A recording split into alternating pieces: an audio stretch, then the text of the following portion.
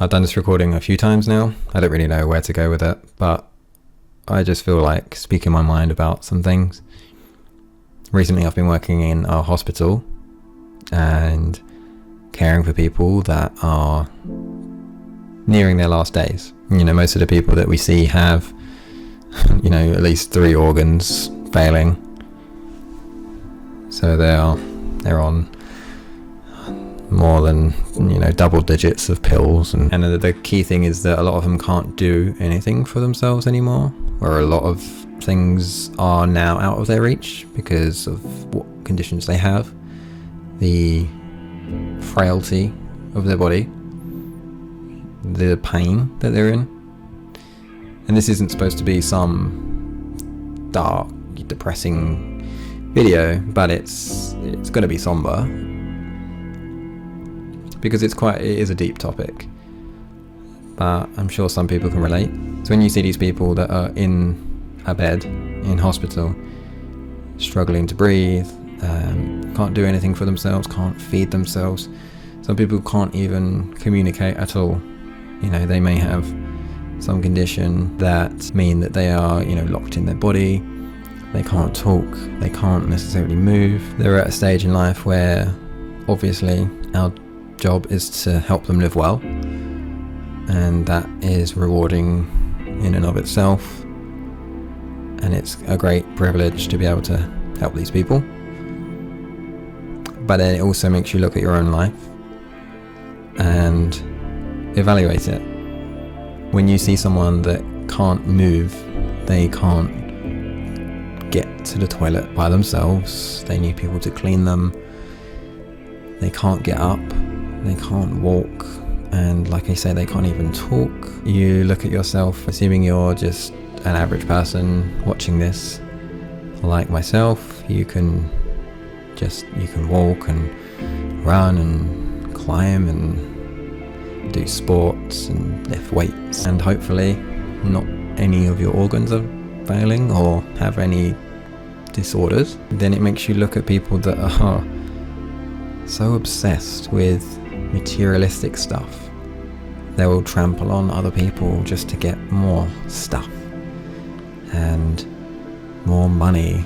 And yes, it's important, but some people will do anything just to get more and more and more. And you can make this political if you want and talk about the government and ask how much really do they need before they stop screwing people over, or about the NHS being overcharged for whatever medication that these normal people need to survive,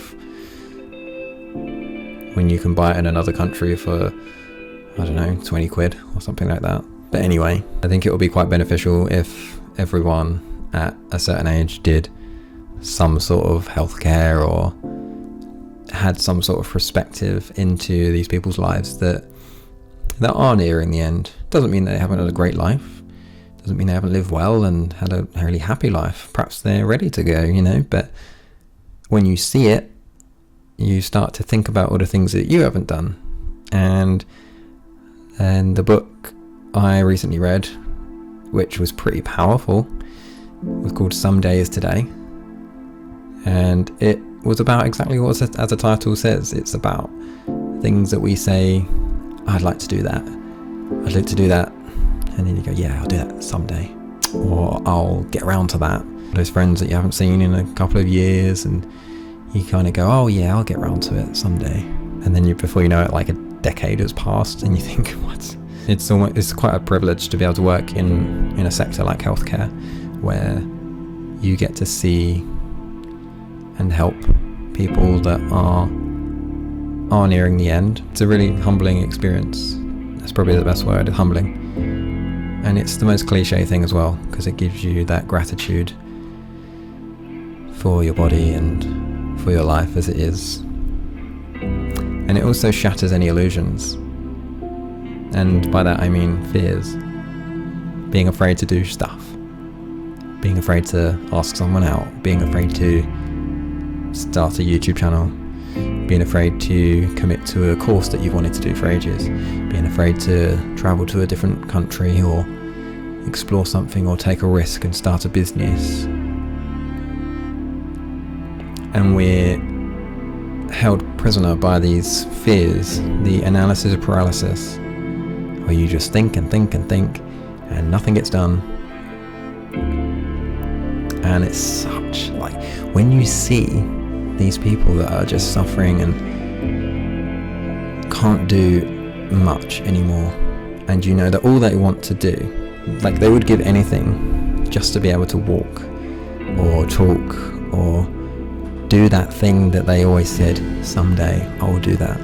It just makes it laughable that we ever get afraid to do anything that we want to do in the life, because when we're at that stage at the end and you realize all those things that you wanted to do and we're just a little bit scared to jump over the cliff and do, all of that is put into perspective, and the gravity of that regret that I can imagine myself feeling if I don't do the things that I wanted to do now is too much for me to handle. So although this is a somber video, hopefully this will be quite positive in terms of putting things into perspective for people, to just encourage you to never be afraid to do anything. It's so cliche, but whatever you're afraid to do, like, take this as a sign, or whatever you want to call it. Take this as your call to action, because when we're at the end, it really is too late to do those things that you want to do. And it does go quick. It really does. Hopefully not, but it could come sooner rather than later. And I don't think we should wait for that kick of mortal fear before we do the things that we want to do. I think we should smash those boundaries and really live the life that you want to live.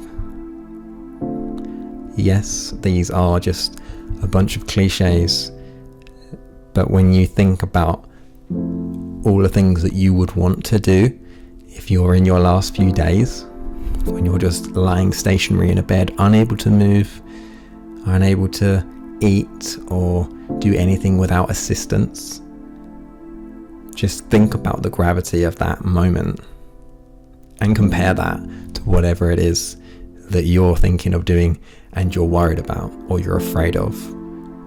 If you think about that in the moment, I 99% guarantee you will think, holy shit, why am I afraid to do that?